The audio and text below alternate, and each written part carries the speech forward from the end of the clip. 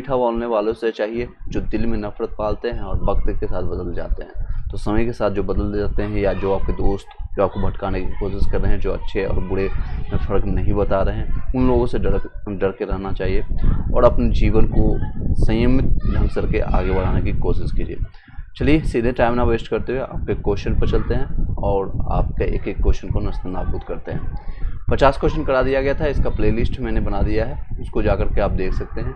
यहाँ पर आपको सारा प्लेलिस्ट बना हुआ लेटेस्ट का ये है और प्रीवियस जो आपको पढ़ाया गया था टोटल 38 लेक्चर में आपको कंप्लीट कराया था उसको भी है।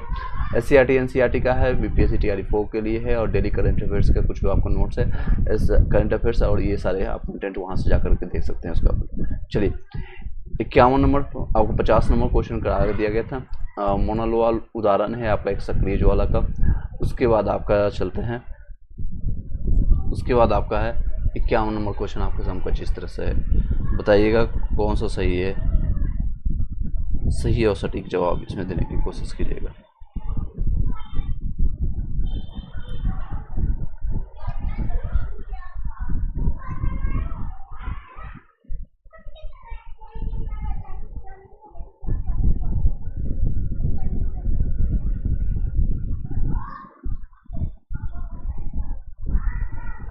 चलिए टेलीग्राम और व्हाट्सएप ग्रुप का लिंक इसी वीडियो के डिस्क्रिप्शन में मिल जाएगा। जिन लोग को भी PDF या नोट्स से आपको कोई भी क्वेश्चन हो या कन्फ्यूजन हो, वहाँ से जाकर के आप ज्वाइन कर सकते हैं और ले सकते हैं।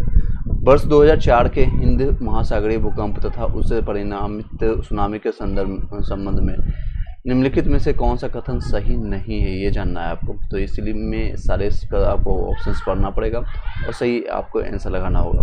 चलिए इसके ऑप्शंस इस तरह से हैं, देख सकते हैं। सुंडा खाई में भारतीय प्लेट के बर्मी प्लेट से अंतर्गमन वाले क्षेत्र में लगभग 1200 किलोमीटर भ्रंश रेखा है का 1500 मीटर तक खिसक होने के कारण इस भूकंप की उत्पत्ति हुई है। परिणामी सुनामी से ने इंडोनेशिया के तट से अफ्रीका के पूर्वी तट तक अति केंद्र से लगभग 8500 किलोमीटर की दूरी तक तटों पर घोर विध्वंस किया है। आगे देखते हैं नेक्स्ट ऑप्शन आपके किस तरह से हैं। वर्तमान अनुमान के अनुसार भूकंप जनित, ये आपका लेटेस्ट रूस में का क्वेश्चन था, करंट का क्वेश्चन है। भूकंप जनित सुनामी ने समुद्र में डूबी हुई अनगिनत लाशों के अतिरिक्त 50 लाख से अधिक लोगों की मौत की घाट उतारा।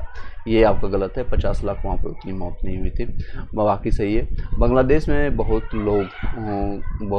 कम लोग हताहत हुए क्योंकि भूकंप प्रभावित रेखा के द्वितीय स्थिति यानी लगभग उत्तर दक्षिणी होने से सुनामी लहरों की प्रबलतम शक्ति पूर्वी पश्चिम दिशा में थी। ये रीजन्स के कारण यहाँ पर कम हताहत देखने को मिलता है। चलिए इसके व्याख्या देखते हैं, जो कि आपका करंट आया था 2014, 4 और 5 में क्वेश्चन उसी से संबंधित थे। 26 दिसंबर 2004 को हिंद महासागर स्थित इंडोनेशिया के सुमात्रा द्वीप के पश्चिमी भाग पर समुद्र के अंदर रिएक्टर स्केल पर 9.1 आपका देख सकते हैं। रिएक्टर स्केल आपको पता है 1 से लेकर के 10 तक माना जाता है। एक मार्कोली स्केल मैंने आपको 11th क्लास के NCERT में पढ़ाया था, जिसका स्केल रहता है 1 से 12 तक। तो इसमें भूकंप की तीव्रता बहुत ज़्यादा है। 9.1 परिणाम के भूकंप से उत्पन्न सुनामी लहरों से लगभग 2 लाख से 2,40,000 लोगों को मृत्यु हुई है। प्रश्न उत्तर सुनामी के संबंधित दिए गए तथ्यों का विवरण इस तरह से है। तो पहला है, इस शक्तिशाली भूकंप से लगभग 1300 किलोमीटर लंबे भ्रंश से 15 मीटर का आपका अंतःक्षेपण हुआ है, अतः यह बर्मी प्लेट के नीचे भारतीय प्लेट के खिसकने से हुआ है, जो कि कथन एक सही है। दूसरा है, कथन आपका हिंद महासागर में उठी हुई इस सुनामी लहरों का प्रवाह इंडोनेशिया से लेकर के पूर्वी अफ्रीका तक देखा गया है। अधिक केंद्र से लगभग 8000 किलोमीटर की दूरी पर दक्षिण अफ्रीका में 2 व्यक्ति, वहीं सोमालिया में 289 से अधिक व्यक्ति मारे गए थे। इससे लगभग 14 देश प्रभावित हुए थे। कथन सी है, इस सुनामी लहरों से लगभग 2 से 3 लाख 2,27,898 लोगों को मारे जाने की एवं खोजने की संभावना व्यक्त की गई है, ना कि 50 लाख। यह अतः ये कथन पूर्ण रूप से गलत है, जो कि आपका मैंने सी बताया और यही उत्तर सही है आपका माना जाता है। डी आपका विकल्प देखिए, वस्तुतः भूकंप प्रभावित भ्रंश दे रेखा की दृक स्थिति लगभग उत्तर दक्षिण यानी कि नॉर्थ में, ये वाला पोर्शन याद रखिएगा हमेशा, नॉर्थ आपका दक्षिण की दिशा में थी, जिससे सुनामी लहरों की प्रबलता शक्तिशाली पूर्व पश्चिम दिशा में थी। परिणामतः बांग्लादेश में बहुत कम लोग हताहत हुए थे। चलिए नेक्स्ट क्वेश्चन आपको बताइएगा, जो कि इस तरह से है। 52 नंबर, विश्व की सबसे ऊंची चोटियां किस प्रकार के पर्वतों में पाई जाती है? सबसे ऊंची चोटियां जो आपको पाई जाती है वो नवीन मोरदार पर्वत में पाई जाती है, प्राचीन में नहीं पाई जाती है बल्कि नवीन में। विश्व की सबसे ऊंची चोटियां किस पर्वत में पाई जाती है? नवीन मोरदार पर्वत में। ये देख सकते हैं, पिछले 45 बीपीएससी में पूछा गया था। विश्व की सबसे सर्वोच्च चोटी जो माउंट एवरेस्ट, सागरमाथा और जोंगलुंगा, जबकि आपका 8848.86 मीटर का है, सहित प्रथम 10 सर्वोच्च चोटियां हिमालय पर्वत में श्रेणी में स्थित है।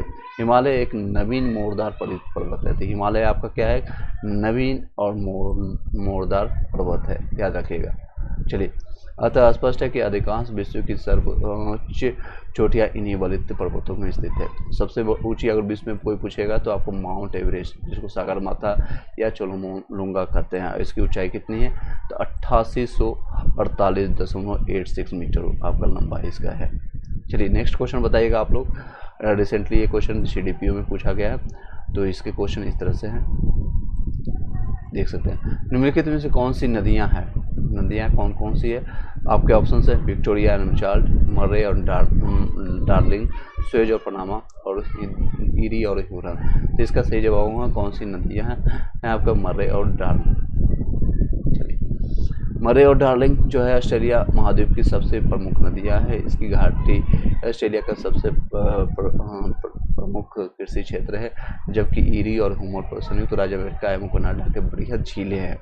ईरी और आपका ये आप संयुक्त राज्य अमेरिका के USA की झीलें हैं।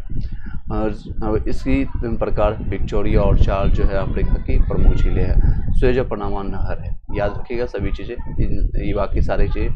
स्वेज और पनामा ये आपका नहरें हैं और ये आपका झील पड़ता है अफ्रीका का। चलिए नेक्स्ट क्वेश्चन पर चलते हैं। हैदराबाद शहर कितने देशों में से किस में स्थित है? हैदराबाद आपका कहाँ पर पड़ता है? हैदराबाद शहर जो आपका, हैदराबाद तेलंगाना राज्य की राजधानी है। हैदराबाद पाकिस्तान में भी है। यह पाकिस्तान के सिंध प्रांत का दूसरा बड़ा शहर है। यह पाकिस्तान के सिंध प्रांत का एक जिला है। इस प्रकार से उपयुक्त में से एक से अधिक इसका सही होगा तो आपको भारत भी लग सकता है। कई लोग इसमें भारत लगा करके आगे बढ़ जाएंगे और पाकिस्तान को नज़रअंदाज कर देंगे। तो दूसरा इसका आपका दूसरा सबसे बड़ा शहर है पाकिस्तान में, क्योंकि एक तो आपका हैदराबाद तेलंगाना में पड़ता है जिसकी राजधानी है, और हैदराबाद पाकिस्तान में भी है। चलिए इसका सही जवाब होगा ई, आपका एक से अधिक इसका सही जवाब होगा। बताइएगा नेक्स्ट क्वेश्चन 55 नंबर क्वेश्चन। एक नदी विशिष्ट क्षेत्र से अपना जल प्रवाह बहा कर ले आती है, उस क्षेत्र को क्या कहते हैं? उस क्षेत्र को कहते हैं जल ग्रहण क्षेत्र, जल से ग्रहित होकर क्योंकि ये क्षेत्र बनता है। एक नदी विशिष्ट क्षेत्र से अपना जल बहा कर ले आती है, उस क्षेत्र को कहते हैं जल ग्रहण क्षेत्र। एक नदी जिस विशिष्ट क्षेत्र से अपना जल बहा कर लाती है उस क्षेत्र को जल ग्रहण क्षेत्र कहते हैं। नदी और उसकी सहायक नदियों द्वारा बताया जाने वाला क्षेत्र जल निकासी क्षेत्र कहलाता है। चलिए नेक्स्ट बताइएगा क्वेश्चन। निम्नलिखित में से किस राज्य में कांगेर घाटी राष्ट्रीय उद्यान स्थित है? ये जितने भी आपका राष्ट्रीय उद्यान है और इससे संबंधित जितने भी क्वेश्चन है उसको जरूर देख के जाइएगा। इसका सही जवाब हुआ छत्तीसगढ़ में है। छत्तीसगढ़ जो कि MP से डिवाइडेड हुआ था, और ये कब हुआ था MP से डिवाइडेड जरूर कमेंट बॉक्स में बताइएगा। कांगेर घाटी जो है राष्ट्रीय उद्यान छत्तीसगढ़ में स्थित है। इस पार्क का नाम कांगेर नदी से लिया गया है। कांगेर पार्क जो है कांगेर नदी से लिया गया। कांगेर नदी को राष्ट्रीय उद्यान का दर्जा 1982 में प्रदान किया गया था। कब? 1982 में।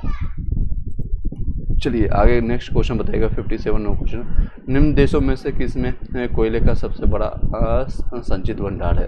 तो कोयला सबसे ज़्यादा कहाँ है? संयुक्त राज्य अमेरिका में, चीन में, दक्षिण अफ्रीका में, भारत में, या इनमें से कोई से नहीं। इसका सही जवाब आपको प्राप्त होगा संयुक्त राज्य अमेरिका, USA। कोयले का सबसे बड़ा आपका जो 2022 का ये CDPO में पूछा गया रिसेंटली, तो आपको कोयले का सबसे बड़ा भंडारण जो आपको मिलता है, सबसे बड़ा संचित भंडार 2020 के अंत तक संयुक्त राज्य अमेरिका के पास है। इसके बाद क्रमशः उसके बाद रूस में आता है, फिर ऑस्ट्रेलिया, चीन, फिर भारत के पास कोयले का सर्वाधिक संचित भंडार है।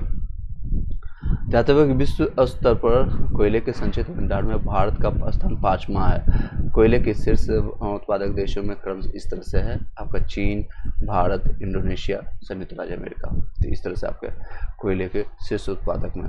चलिए नेक्स्ट बताइएगा 58 नंबर क्वेश्चन, निम्न देशों में से कौन सा 2020 में गेहूं का सबसे बड़ा उत्पादक था। तो रिसेंट करेंट्स का भी क्वेश्चन आप देख के जाइए, देख सकते हैं करंट से रिलेट करके आपका ज्योग्राफी का क्वेश्चन आता है। तो आपका 2020 में जो था सबसे बड़ा उत्पादक देश आपका है चीन है। 2020 में गेहूं का सबसे बड़ा उत्पादक चीन है और इसी समय आपका कोविड-19 भी स्टार्ट हुआ, फिर भी इन्होंने आपका कृषि में यानी कि गेहूं में उत्पादन अच्छा किया। इसके बाद क्रमशः भारत, उसके बाद रहा रूस, रहा संयुक्त राज्य अमेरिका एवं कनाडा का स्थान था। वर्ष 2021 में चीन जो है गेहूं के उत्पादक में शीर्ष पर था, उसके बाद भारत, रूस, उसके बाद संयुक्त राज्य अमेरिका और फ्रांस का स्थान था। यहाँ कनाडा चेंज हो गया अगले साल। ध्यातव्य है कि 2021 में गेहूं के उत्पादन में भारत दूसरे स्थान पर था। बताइएगा नेक्स्ट है निम्न देशों में से किसमें इलेक्ट्रॉनिक्स का सबसे बड़ा उत्पादक है। तो सबसे ज़्यादा इलेक्ट्रॉनिक्स आपको पता है चाइनीज मोबाइल की जितने भी चीज़ें हैं यहाँ पर ज़्यादा जितने भी आइटम्स इलेक्ट्रॉनिक्स आइटम है चाइना में है। तो ये उस समय की घटना थी, 2022 का है तो 21 और 20 की घटना थी, अब रिसेंटली चेंज हो जाएगा। विश्व स्तर पर इलेक्ट्रॉनिक के सबसे बड़े उत्पादक की श्रेणी में शीर्ष पर चीन है, जबकि इसके बाद संयुक्त राज्य अमेरिका और जापान का स्थान है। विश्व की सर्वाधिक लंबी पर्वत श्रृंखला है कहाँ पर है, एंडीज है आपका, सभी लंबी श्रृंखला है। एंडीज जो है दक्षिण अमेरिका की प्रमुख विश्व की सबसे लंबी पर्वत श्रेणी है, वर्ल्ड लॉन्गेस्ट माउंटेन रेंज है। इसकी लंबाई लगभग 7000 से लेकर के 8900 किलोमीटर विभिन्न प्रमाणिक स्रोतों से प्राप्त है। रॉकीज पर्वत यानी रॉकी माउंटेन उत्तरी अमेरिका की प्रमुख वलित श्रेणी है, इसकी लंबाई लगभग 4800 किलोमीटर है। हिमालय पर्वत, हिमालय माउंटेन दक्षिण एशिया में भारत के उत्तरी सिरे पर स्थित है, इसकी लंबाई लगभग 2500 किलोमीटर है। नेक्स्ट है आपका बताइएगा 61 नंबर क्वेश्चन, कोकस प्लेट किसके मध्य पाई जाती है। तो ये आपका देख सकते हैं 2017 का क्वेश्चन है, 9 PPSC 763 का। कोकस जो प्लेट आपको पाई जाती है मध्य अमेरिका और प्रशांत प्लेट के बीच में पाई जाती है, के मध्य पाई जाती है। कोकस मध्य प्लेट अमेरिका के पश्चिमी तट और प्रशांत प्लेट के मध्य पाई जाती है। नेक्स्ट है 62 नंबर क्वेश्चन बताइएगा, संयुक्त राज्य अमेरिका का रस्ट बाउल निम्नलिखित में से किस प्रदेश में संबंधित है। तो आपका किस में संबंधित है, आपका देख सकते हैं इसमें आपका ऑप्शंस है ग्रेट लैक्स प्रदेश, अलाबामा प्रदेश, कैलिफोर्निया प्रदेश है या पीटर्सबर्ग का प्रदेश है। इसके इसका सही जवाब इसमें दिया गया है ई आपका। इसी तरह रस्ट ब्लाउंस या रस्ट बेल्ट संयुक्त राज्य अमेरिका का उत्तर पूर्वी क्षेत्र है, यह लौह उत्पादन करने वाला आर्थिक क्षेत्र है। इसमें Illinois, Indiana, Michigan, Ohio, peninsula क्षेत्र शामिल था। इसमें ग्रेट लैक्स प्रदेश, पीटर्सबर्ग प्रदेश अभी शामिल नहीं है, इसमें एक से अधिक से इसमें सही जवाब माने जाएंगे। चलिए नेक्स्ट क्वेश्चन, नामीबिया तट के साथ रहने वाली ठंडी जलधारा का नाम क्या है। नामीबिया तट के साथ बहने वाली ठंडे जलधारा का नाम है बेंगुला जलधारा। नामीबिया के तट के साथ बेंगुला ठंडी जलधारा बहती है। बेंगुएला धारा के अच्छे प्रभाव के कारण कालाहारी पूर्वोत्तर के पश्चिमी तट का मौसम साल भर ठंडा और सुहावना रहता है। यह जलधारा महासागर में उत्पन्न होती है। तो अभी जिस तरह से नॉर्थ इंडिया में गर्मी चल रही है, अभी इस सारी जगहों में घूमना चाहिए। और अभी आपका 6th फेज का इलेक्शंस भी कंप्लीट हो चुका है, जल्दी आपको पता चल जाएगा। 1 जून को आपको पता चल जाएगा, फिर 1 जून को आपका रहेगा लास्ट फेज 7th फेज का, उसके बाद 4 जून का आपको रिजल्ट पता चल जाएगा कि भारत में फिर से किसकी सरकार आने वाली है। आप लोग अपना अपना विचार प्रकट कर सकते हैं, आपने किनको वोट दिया है, लेफ्ट पंथ या राइट पंथ को। चलिए 64 नंबर क्वेश्चन, ब्राज़ील के पठार के पास के मैदान को क्या कहते हैं। तो उसको क्या कहते हैं, कंपोज कहते हैं। ब्राज़ील के पठार के पास के मैदान को कंपोज कहते हैं, देख सकते हैं। बाकी पंपास, इसको डाउन्स, इडवेल्स इसको भी जानते हैं। ब्राज़ील के पठार के पास उष्णकटिबंधीय घास के मैदान कंपोज पाए जाते हैं। पंपास जो है शीतोष्ण होता है, यानी कि ठंडा वाले घास के मैदान है, जिसका विस्तार अर्जेंटीना में है। डाउन्स जो होता है शीतोष्ण घास के मैदान ऑस्ट्रेलिया में पाए जाते हैं, जो कंगारू हैं ऑस्ट्रेलिया में पाए जाते हैं, और बेल्ट्स घास के मैदान दक्षिण अफ्रीका में पाए जाते हैं। तो ये सारे याद रखिएगा, कहीं से किसी से क्वेश्चन पूछा जा सकता है आने वाले भविष्य में आपके जो भी एग्जामिनेशन देने जा रहे हैं। ब्राज़ील के पठार के पास मैदानों को कंपोज कहते हैं, और पंपास जो है शीतोष्ण आपका इसको देख सकते हैं, पंपास है शीतोष्ण घास के मैदान है जिसका विस्तार अर्जेंटीना में मिलता है। डाउन्स शीतोष्ण घास के मैदान है, ऑस्ट्रेलिया में इसको पाए जाते हैं, और बेल्ट्स घास के जो है मैदान दक्षिण अफ्रीका में पाए जाते हैं। नेक्स्ट है किलिमंजारो। किलिमंजारो है एक क्या है, एक वोल्केनो है, ठीक है, आग्नेयगिरी है। एक किलिमंजारो एक वोल्केनो है। किलिमंजारो पर्वत जो है आपका इस तरह से देख सकते हैं, किलिमंजारो पर्वत है माउंट किलिमंजारो तंजानिया उत्तर पूर्वी भाग का पर स्थित है। किलिमंजारो के इन मुख्य शंकुओं में माउंट किबो के सर्वोच्च शिखर अहुडू चोटी अहुडू पिक का पहले नाम के कैंसर विल है स्पीसीज यानी कैंसर विल है स्पीसीज तथा यह एक आग्नेयगिरी यानी ज्वालामुखी वोल्केनो पर्वत है। गोबी मरुस्थल है चीन में या फिर पश्चिम अफ्रीका में या दक्षिणी ऑस्ट्रेलिया में या दक्षिण अमेरिका में। तो इसका सही जवाब होगा चीन में। गोबी जो है मरुस्थल एक पाई जाती है, उत्तरी चीन और दक्षिणी मंगोलिया में स्थित एक विशाल मरुस्थल है। चलिए बताइएगा जोहानिसबर्ग विख्यात है किसके लिए, तो ये सोन खनन के लिए जाते हैं। जोहानिसबर्ग आपको दक्षिण अफ्रीका के क्रिकेट मैदान भी है यहाँ पर, और ये सोन खनन के लिए जाना जाता है। जैसे बिहार में सबसे ज़्यादा सोना कहाँ पाया जाता है, अभी अब रिसेंटली करंट अफेयर्स में भी आपने लोगों ने सुना होगा, तब बताइएगा। ये आपका पड़ता है जमुई में, यहाँ पर आपको पड़ेगा जमुई में जब आपका डायग्राम बनाएंगे इस तरह से। तो आपका जोहानिसबर्ग दक्षिण अफ्रीका के कॉन्टेगू प्रांत के बोलियंस राजधानी है। यह सोना और हीरा खनन के लिए विश्व प्रसिद्ध है। चलिए नेक्स्ट बताइएगा, निम्न में से कौन सा एक स्थल रुद्ध देश है।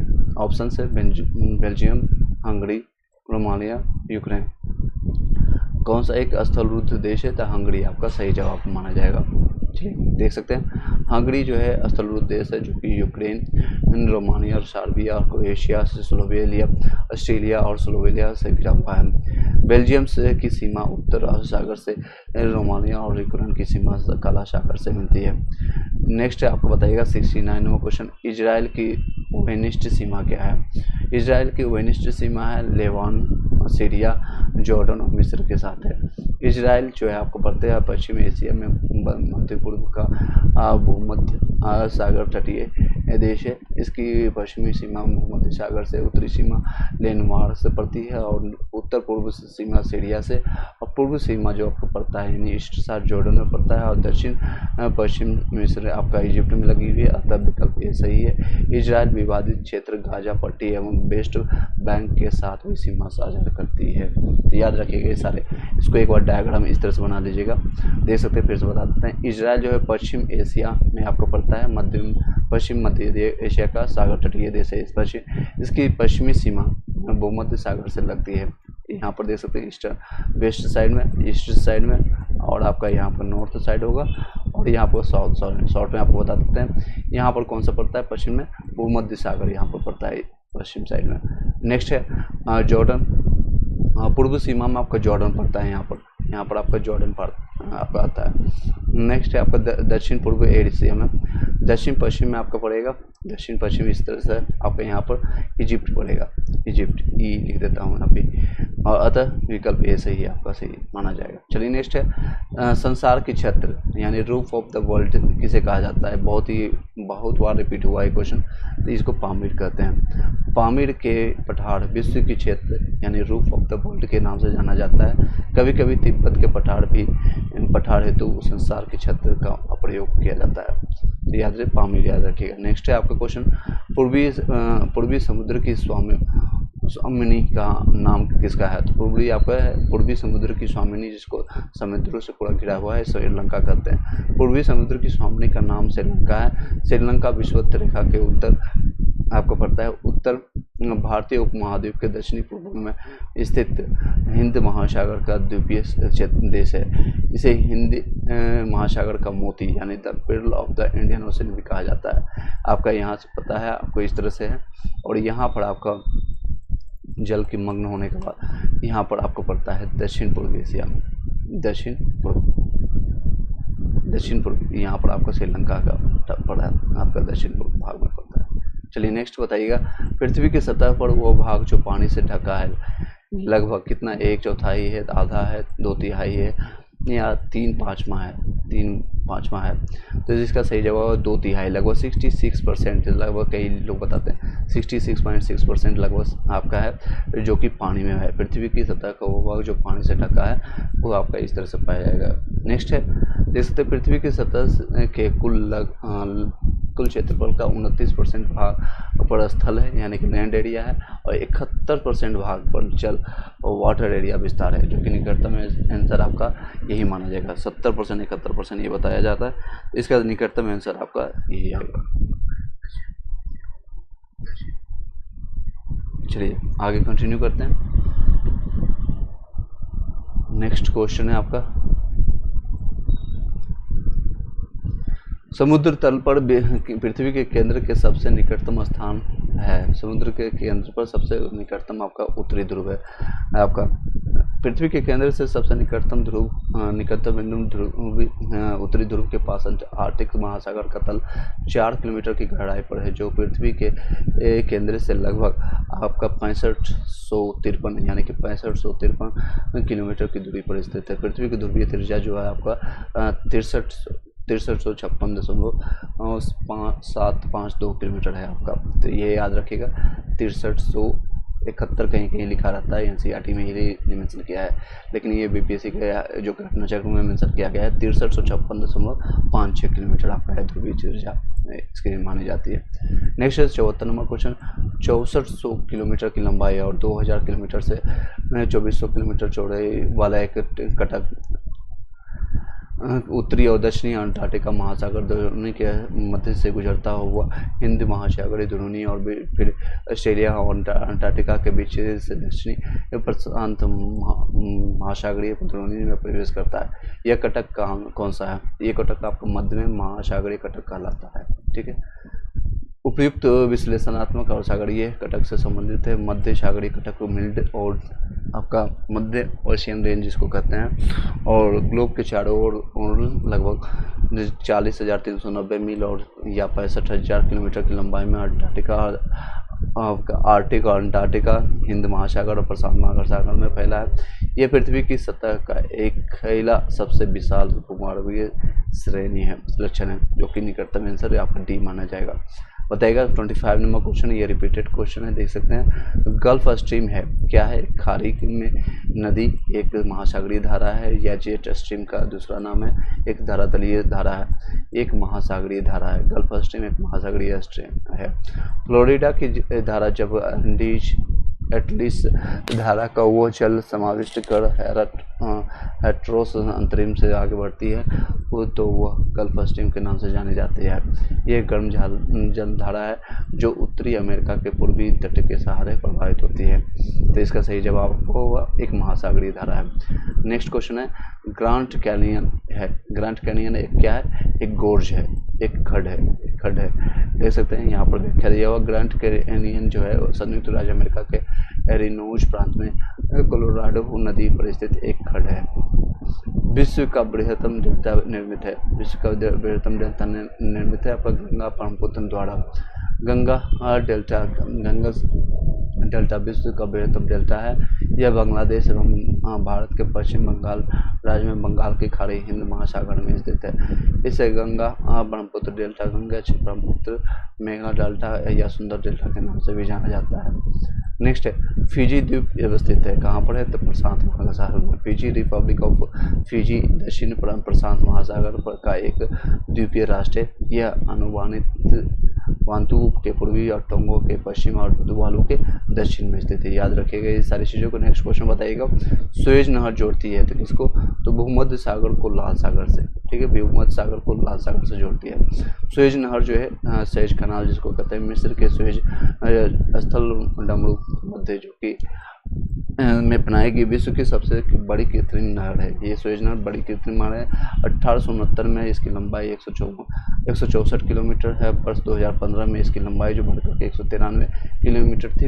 अब आपका भूमध्य सागर जो है मेडिटेरेनियन सी, लाल सागर और लाल सागर को जोड़ने वाली इस नहर को 1869 में जहाज़ों के आवागमन के लिए खोला गया था।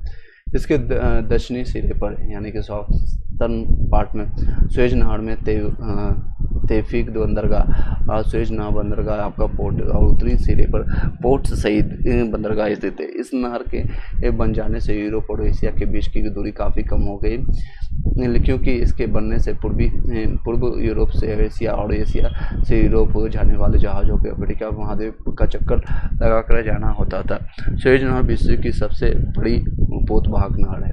चलिए नेक्स्ट क्वेश्चन पर चलते हैं।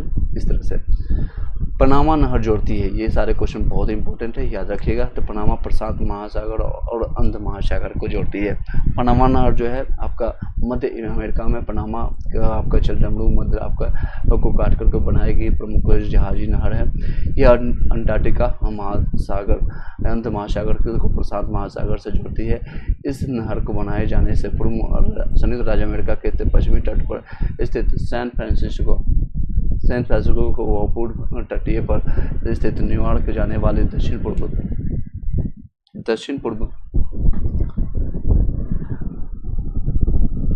चलिए फिर से बताते हैं। पश्चिम तट पर स्थित सैन फ्रांसिस्को और पूर्वी तट पर स्थित न्यूयॉर्क जाने के लिए दक्षिणी अमेरिका और महाद्वीप का चक्कर लगाकर कुल लगभग 22,500 किलोमीटर की दूरी तय करनी पड़ती है। किंतु नहर के बन जाने से दोनों के मध्य लगभग आधी से भी कम दूरी पड़ता है। लगभग आपका देख सकते हैं, जहाँ 22,000 पड़ता है आप सिर्फ और सिर्फ 9500 किलोमीटर की दूरी पड़ता है, आधा से भी कम पड़ता है। वर्तमान में इस नहर को पनामा देश का अधिकार है। चलिए बताइएगा। नेक्स्ट क्वेश्चन है 81 है। मलक्का जल संयोजक में आने जाने की सुविधा है। किस तरह से कहाँ से जा सकते हैं? तो हिंद महासागर से चीन सागर तक जा सकते हैं मलक्का जल संयोजक में। मलक्का जल संधि यानी state of the Malacca Indonesia के सुमात्रा द्वीप को मलेशिया से अलग करती है। यह हिंद महासागर एवं प्रशांत महासागर को जोड़ती है। इस जल संयोजक के माध्यम से हिंद महासागर से चीन सागर तक आने जाने की सुविधा है। नेक्स्ट क्वेश्चन बताइएगा 82। सुंडा ट्रेंच किस द्वीप के समांतर स्थित है? यह आपको सुमात्रा में। सुंडा ट्रेंच हिंद महासागर में अवस्थित है। इसका विस्तार मुख्यतः इंडोनेशिया द्वीप समूह के सुमात्रा और जावा द्वीपों के समांतर है। बताइएगा 83। ओजोन परत बताती है। ओजोन परत क्या बताती है? पृथ्वी की सतह से 15 से 20 किलोमीटर ऊपर वायुमंडल की परत है। ओजोन परत आपका ये क्षोभमंडल, वायुमंडल, समताप मंडल, ये सारे पढ़ के जरूर जाइएगा, इससे संबंधित क्वेश्चन आती है हमेशा। ओजोन मंडल आपको बताती है क्या? पृथ्वी की सतह से 15 से 20 किलोमीटर वायुमंडल की परत है। देख सकते हैं ओजोन मंडल जो है संताप मंडल के निचले भाग पर 15 से 35 किलोमीटर की ऊंचाई पर पाई जाती है। यद्यपि तो ओजोन उपस्थिति से 15 से 50 किलोमीटर तक भी हो सकती है। परत के ऊपर से ओजोन अधिकांशतः 15 से 35 किलोमीटर ऊंचाई पर होती है। यह परत मानव जीवन के लिए अत्यधिक आवश्यक होती है। ओजोन परत सूर्य से आने वाले पराबैंगनी किरणें यानी अल्ट्रावायलेट रे जो है आपका है यूवी का अवशोषण कर पृथ्वी पर आने से रोकती है। अगर ये अल्ट्रावायलेट डायरेक्ट आपके स्किन पर पड़ेगा काफ़ी सारी चीज़ें प्रॉब्लम आ सकती है। तो ये ओजोन लेयर बहुत ज़्यादा इंपॉर्टेंट है। इन किरणों से त्वचा कैंसर यानी कि देख सकते हैं त्वचा कैंसर की संभावना होती है। नेक्स्ट क्वेश्चन है, सेम क्वेश्चन रिपीट किया गया है। पृथ्वी की सतह से ओजोन का परत की ऊंचाई कितनी है? तो एक लगभग मान लीजिए 10 से 20 किलोमीटर आपको ये आंसर रहेगा, बाकी सारे ऑप्शन कोई काम का नहीं है। नेक्स्ट है 85 में गुजरने वाली 40 युद्ध 50 चीखे वाले 60 पवने पृथ्वी के किस गोलार्ध में चलती है? तो आपका दक्षिणी गोलार्ध में चलती है। गरजने वाली 40 एक आपका हनुमान चालीसा नहीं है, एक दूसरा है कुद आपका 50 चीखने वाला पड़ा 60 पवने पृथ्वी के दक्षिणी गोलार्ध में चलती है। दक्षिणी गोलार्ध में पछुआ पवनों वो प्रचंडता के आधार पर इन्हें यह नाम प्रदान किया गया है। तो दक्षिणी गोलार्ध पर ये पाई जाती है। काहिरा का समय ग्रीनविच से 2 घंटा आगे है। यह स्थित है कहाँ पर स्थित है? तो 2 घंटा आप याद रखिएगा, लगभग आपका 30 डिग्री पूर्व देशांतर पर होता है। 30 डिग्री पूर्व देशांतर माना जाता है। आपको भली बात ही पता है 1 मिनट बराबर 4 मिनट 1 डिग्री बराबर 4 मिनट का डिफरेंस होता है। तो ये आप याद से कर दीजिएगा। इसे 4 से मल्टीप्लाई करेंगे तो लगभग 120 के आसपास आएगा। 2 घंटा लगभग 120 मिनट का ही होता है, ठीक है, इसी से मान लीजिएगा। काहिरा जो है मिस्र की 30 डिग्री 3 मिनट आपका नॉर्थ में पड़ता है, 31 डिग्री 14 मिनट आपका ईस्ट में पड़ता है। चूँकि काहिरा का समय जो ग्रीन बीच से 0 डिग्री देशांतर से 2 घंटे आगे है, इसकी स्थिति जो है 30 डिग्री पूर्व देशांतर आगे है, यानी कि ईस्ट साइड में आपको पड़ेगा, ठीक है। यहाँ पर आपका सेंटर है, इससे आगे पड़ता है, तो आपको 30 डिग्री देशांतर के पास बनती है। पृथ्वी की गोलाकार होने के कारण 24 घंटे में 360 डिग्री घूमती है। 24 घंटे में ये पूरा घूमती है। कितना लगता है इसको समय? 24 घंटा लगता है। 23 घंटा 56 मिनट समथिंग आपका लगता है। तो ये आपका 24 घंटे 360 डिग्री घूमती है। अतः कहाँ? सूर्य के सापेक्ष में पृथ्वी घूमती है, ठीक है। अतः 1 डिग्री देशांतर की दूरी तय करने में पृथ्वी को 4 मिनट का समय लगता है, जैसा कि मैंने आपको यहाँ बताया। और इसलिए 30 डिग्री का देशांतर पर कुछ समय आपको 30 × 4 करेंगे तो 120 मिनट यानी 2 घंटा का समय लगेगा। चलिए नेक्स्ट क्वेश्चन पर चलते हैं। 87 दक्षिणी गोलार्ध में सबसे बड़ा दिन है। सबसे बड़ा दिन आपका माना जाता है 22 दिसंबर को। ये 1 लाइनर फैक्ट है, बस याद कर लीजिए। याद रखिए सबसे छोटा दिन कौन सा होगा, सबसे बड़ा दिन कौन सा होगा दक्षिणी गोलार्ध में, ये सारी चीज़ें आपको याद रखिए। उत्तरी गोलार्ध में शीत अयनतात यानी कि विंटर्स सोलिटर्स यानी 21 या 22 दिसंबर को वर्ष का सबसे छोटा दिन होता है उत्तरी गोलार्ध में। वही आपका ग्रीष्म अयनतात में यानी समर में आपका के समय उत्तरी गोलार्ध में 20 या 21 जून को, जो कि 21 जून को आपको पता है योगा डे के रूप में मनाते हैं, वर्ष का सबसे लंबा दिन होता है। इसके विपरीत 20-21 को दक्षिणी गोलार्ध में सबसे छोटा दिन होगा। तो याद रखिएगा क्वेश्चन क्या पूछ रहा है, दक्षिणी पूछ रहा है या उत्तरी पूछ रहा है। अगर वो उत्तरी पूछेगा तो उल्टा हो जाएगा। तो उत्तरी में अगर ये दिन सबसे लंबा दिन होगा, वही आपका दक्षिणी में ये सबसे छोटा दिन होगा। और 21-22 यानी दिसंबर को दक्षिणी गोलार्ध में ये सबसे बड़ा दिन होगा और यहाँ पर सबसे छोटा दिन होगा। तो याद रखिएगा उत्तरी है, यानी ये मैं एक छोटा सा डायग्राम बनाने की कोशिश करता हूँ आप लोग के लिए। ये मान लीजिए आपका नॉर्थ है यानी उत्तरी है, और ये आपका साउथर्न है। और यहाँ पर जो है आपका 21-22 दिसंबर है, सबसे बड़ा दिन माना जा रहा है यहाँ पर।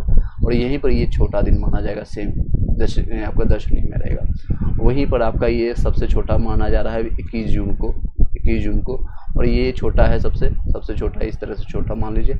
और यहीं पर 21 जून है, आपको 21 जून है, ये बड़ा माना जाएगा, बड़ा का सिंबल इस तरह से याद रखिएगा। इसको स्क्रीनशॉट ले लीजिए। नेक्स्ट है महाद्वीप अलग कैसे हुए। महाद्वीप एक की विवर्तिक क्रिया से अलग हुआ है। पृथ्वी ऊपरी विवर्तीकरण, आपको ये लैंडवर्ड्स का जो थ्योरी है उसको बताया था मैंने आपको, उसको देख सकते हैं। पृथ्वी का ऊपरी भाग जो है स्थल यानी कि लिथोस्फीयर और संपूर्ण क्रस्ट एवं मेटल का ऊपरी निर्माण विभिन्न प्लेटों से हुआ है। ये प्लेटें विभिन्न प्रारूपों में विवर्तनिक क्रिया के फलस्वरूप गतिशील एवं प्रभावित होती है। इस प्रकार ये प्लेटें अपने ऊपर स्थित महाद्वीप या महासागरीय भागों को अपने प्रवाह से के साथ स्थानांतरित करती है, यानी हटा दिया जाता है। चलिए इसका सही जवाब होगा महाद्वीप कैसे अलग होती है, तो विवर्तीकरण क्रिया से अलग होती है। वलय क्रिया किसका परिणाम है। वलय क्रिया एक पर्वत निर्माणकारी बल है, ठीक है। पृथ्वी के अंतर्जात बलों के अंतर्गत पर्वत निर्माणकारी बल क्षैतिज संचलन में भी आता है।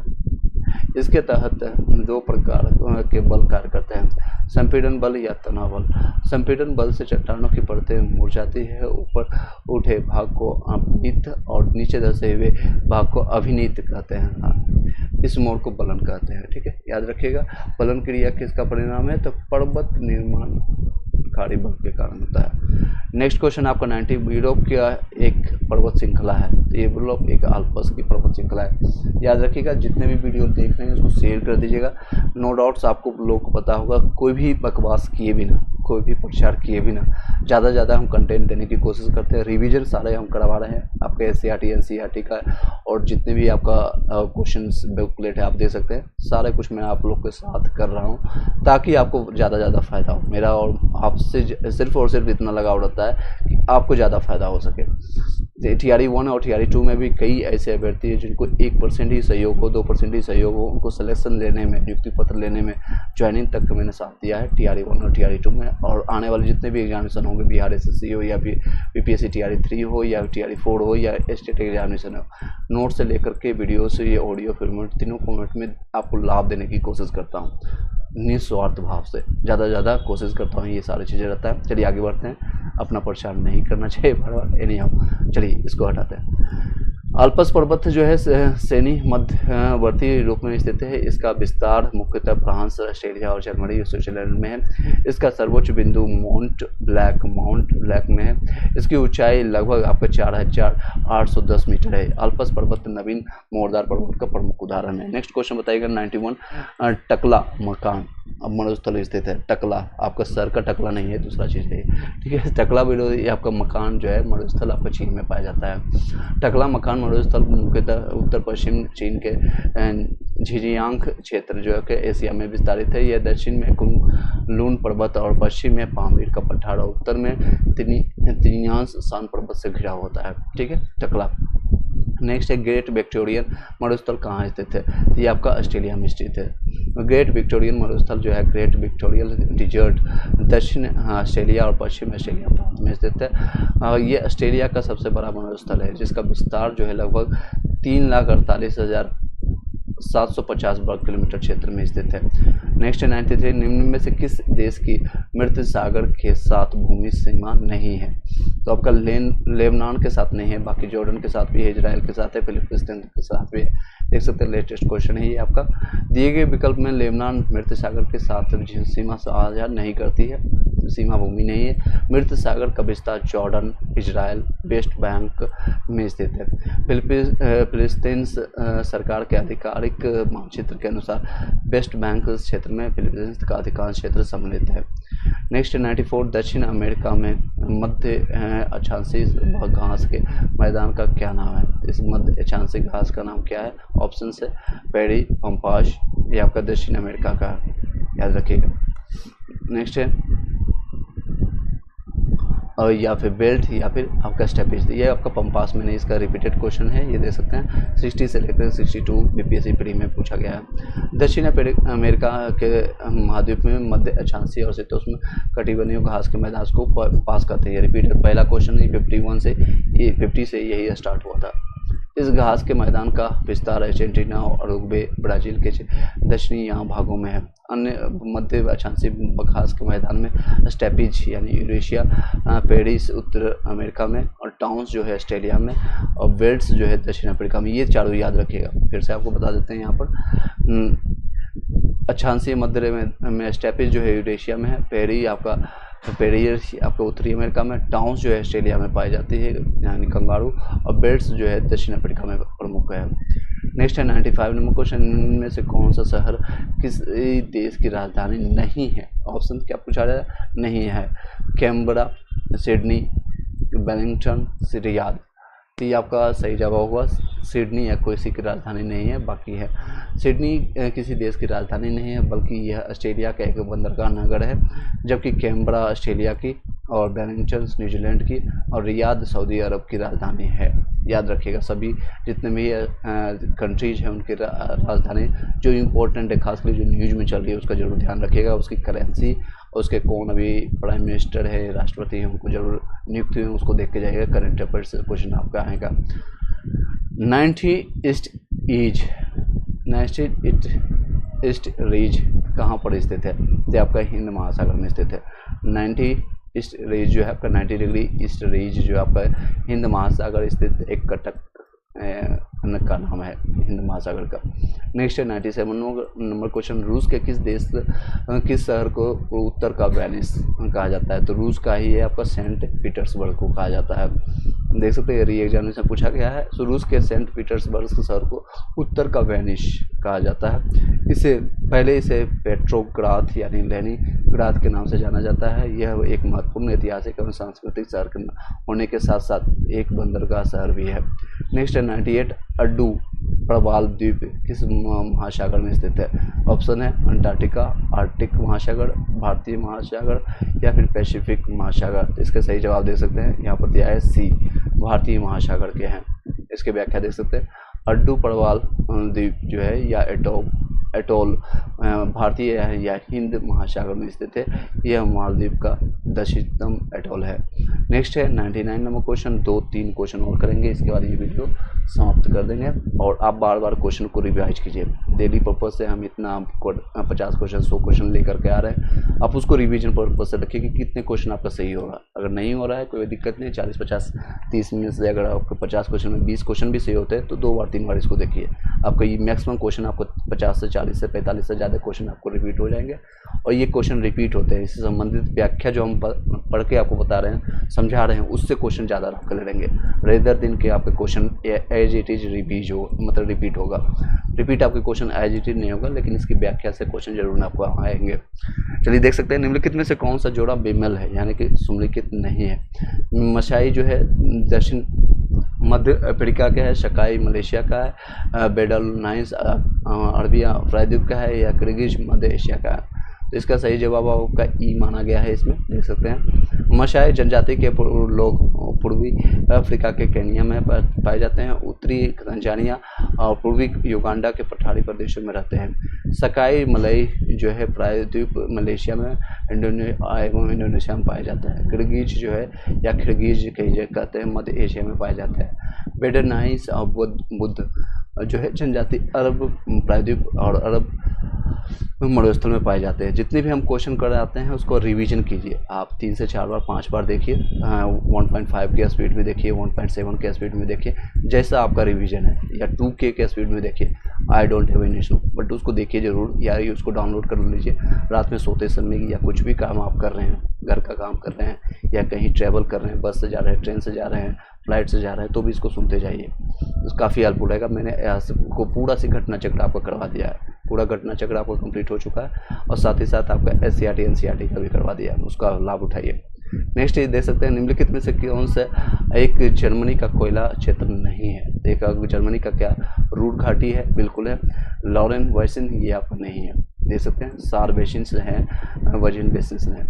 रूड घाटी जो है, सार घाटी यानी अचिन घाटी जर्मनी के कोयला क्षेत्र हैं, जबकि लॉरेन बेसिन जो है फ्रांस मुख्यतः का है, ये आपको फ्रांस में पड़ता है, ठीक है, फ्रांस में, याद रखिएगा। चलिए एक और क्वेश्चन करेंगे, इसके बाद इस वीडियो को समाप्त करेंगे, यहीं पर विराम देंगे।